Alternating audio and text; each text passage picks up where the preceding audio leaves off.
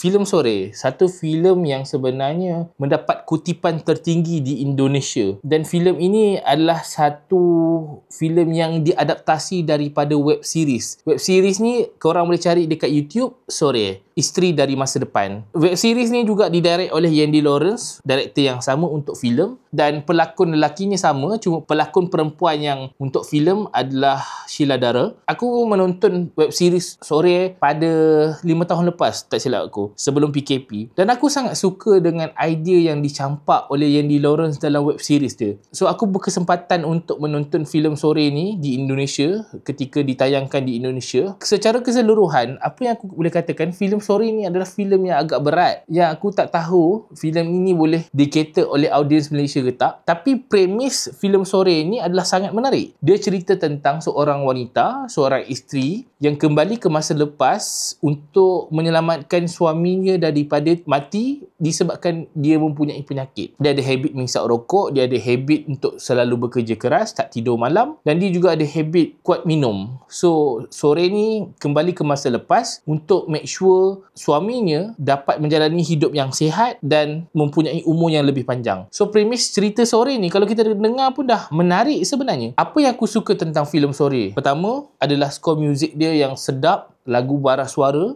dan in fact lagu ni pun dah di-viralkan di TikTok. Lakonan Sheila Dara, lakonan pelakon lelaki pun powerful, best. Dia punya plot story dia pun kemas, sangat detail sebenarnya. Benda yang korang kena tahu, filem ni adalah filem yang sangat di luar jangka ataupun filem yang agak luar kotak. Kalau aku boleh kata filem yang mirip dengan filem Sore adalah filem Imaginor. Korang akan merasai vibe dan perasaan yang sama macam mana korang menonton Imaginor. Tapi kalau Imaginor, dia punya level untuk memahami filem tu adalah 5. Sore ni aku rasa level untuk memahami dia adalah 8 atau 9. In fact, ketika aku tengok filem ni dengan wife aku tanya, kenapa dia macam ni? Apa ending dia ni? Tak faham. Sebab boleh kata filem Sore ni agak tergantung ending dia. Tapi itulah yang menariknya. Sebab di ending filem Sore ini tergantung untuk menyampaikan kepada kita apa teori yang boleh kita bincangkan dalam filem ini. Ada pelbagai spekulasi, ada pelbagai pandangan. Kalau korang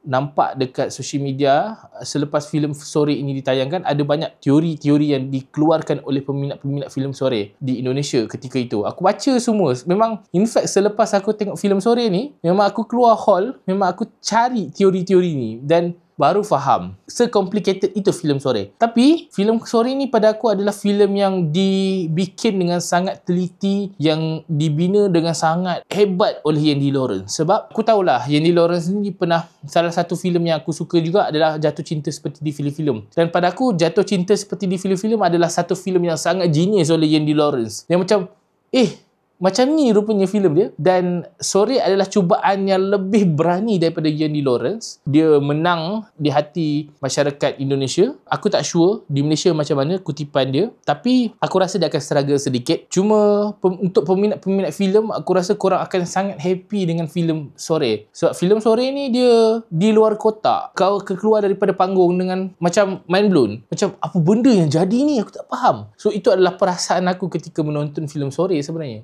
Salah satu benda yang lain aku happy adalah skrip dan writing dalam filem Sore ni sangat best. Cuma benda yang aku tak happy adalah aku dah menonton web series tau. Web series Sore ni adalah sangat simple je, tak complicated. Cuma filem ni agak complicated. Aku happy dengan benda sesimple web series, tapi aku faham juga bila dia nak go for filem, dia kena lebih detail, dan mungkin isu struggle Yandy Lawrence ataupun Yandy Lawrence memang dah ada idea untuk memberatkan filem ini. Itu yang pertama. Yang kedua, aku rasa agak rugi Yandy tak menyuntik lagu-lagu yang ada dalam web series untuk dimasukkan dalam filem ni. Antaranya lagu Forget Jakarta. Lagu lain yang dinyanyikan Kunto Aji pun tak ada juga dalam filem ni. So aku ternanti-nanti sebab aku nak merasai vibe yang sama daripada web series.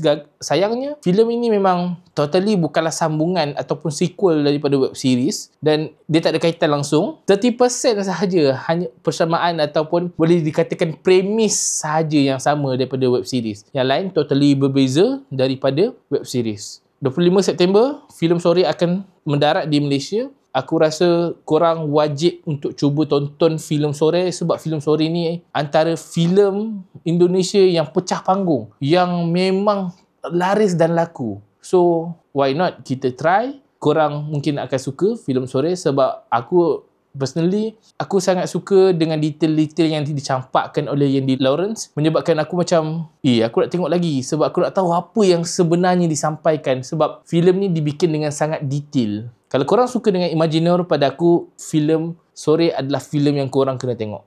Bye-bye. Assalamualaikum.